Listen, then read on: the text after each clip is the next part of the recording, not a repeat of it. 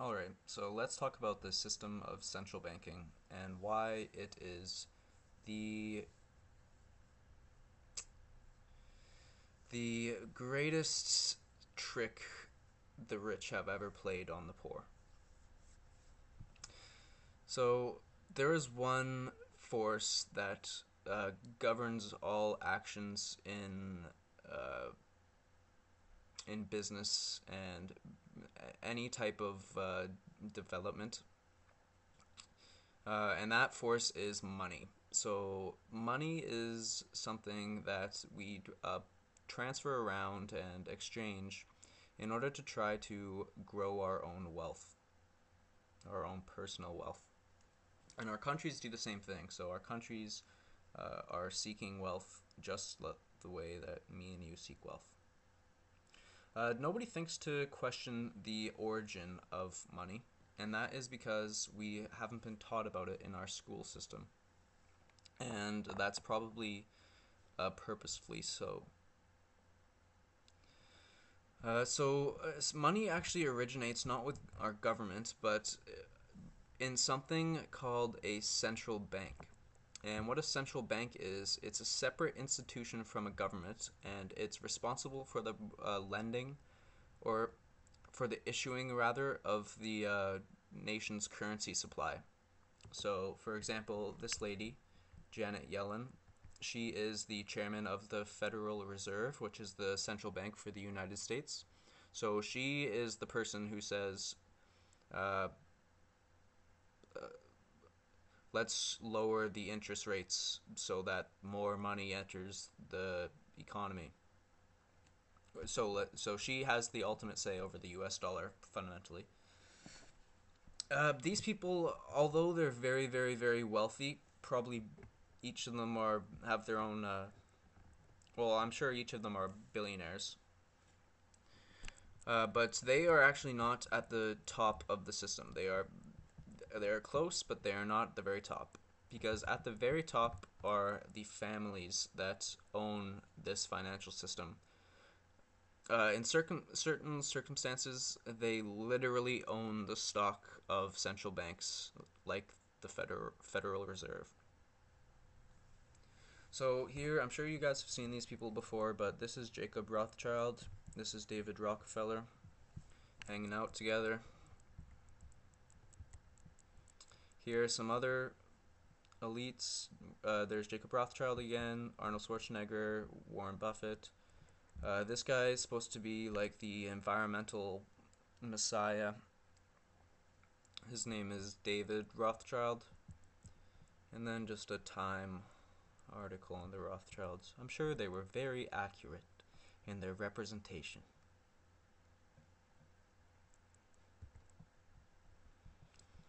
Here is Evelyn Rothschild with the Clintons and his wife Lynn. Here is Obama with his boss Nelson Rockefeller. So let's look at some central banks now. Here is the Central Bank of Brazil, Central Bank of Mexico, Bank of Canada, the Central Bank of South Africa, very Emperor Palpatine looking like, the Bank of England, the European Central Bank, which is responsible for the euro, and the Federal Reserve, obviously. Alright, so this is the central bank for central banks. It is the central bank called the Bank for International Settlements. Uh, its role is to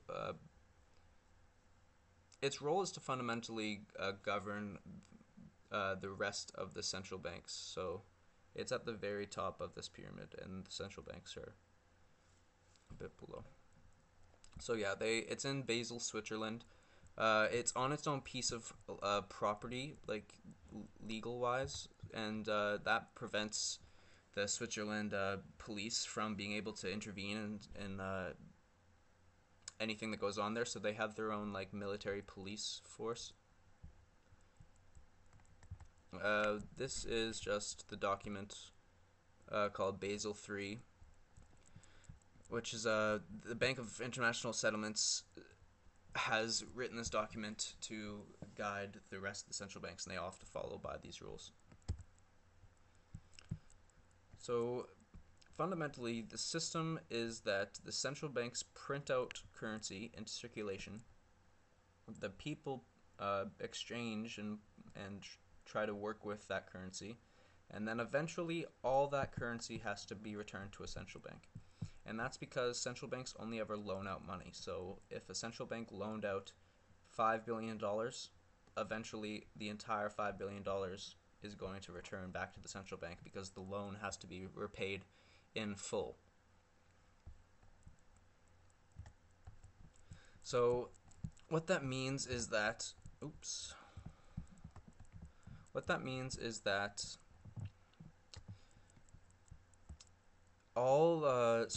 let's just look at this graph. This graph represents the U.S. monetary base. So that just shows how much currency is in circulation. I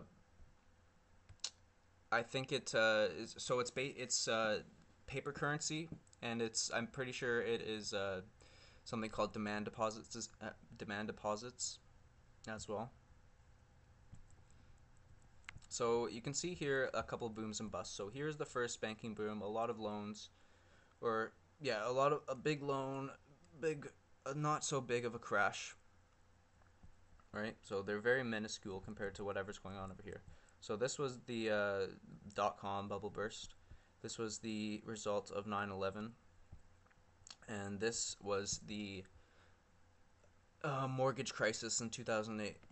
So what the Federal Reserve did when this happened was they decided to print around $3 trillion in loans.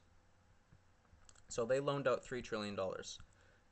Those loans are starting to come back. As in those loans have been loaned out. They've been played with for 8 years, 9 years. And then they are returning to the banks that loaned them out. So that means that the amount of money in circulation is about to decline. So they're going to have to start printing.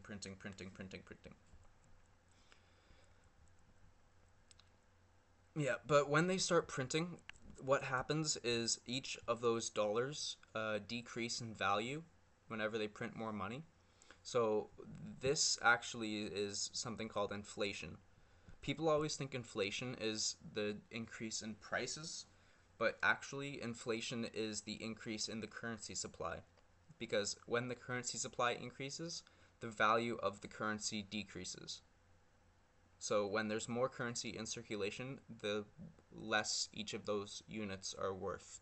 So that's why prices rise when you increase currency.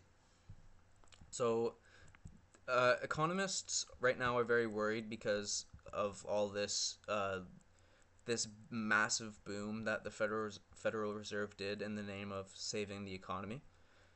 So it'll be very interesting to see what happens when this starts looming, when this starts dropping a little bit more, I guess. I don't know. So one more thing. When loans are made by a central bank, let's say a central bank loaned me $10. Eventually, I have to pay back that entire $10 loan. But since there's something called interest on loan payments, I would have to pay back more than $10. So I'll have to pay back like $11. So if the central bank gave me 10, I have to pay back 11. Okay, and that's the same thing with like governments. But what that means is that since central banks are the only people that print currency, they're the only people that make currency enter circulation, that means that there's literally not enough money in circulation for me to pay back my loans. Because if, let's say there was $0 in circulation and the central bank prints the first $10, I have to pay back $11. Where do I get that extra $1 for this, to pay back the interest on this loan? Well, the secret is I have to take another loan from the central bank in order to pay back my previous debt. which then obviously exponentially grows.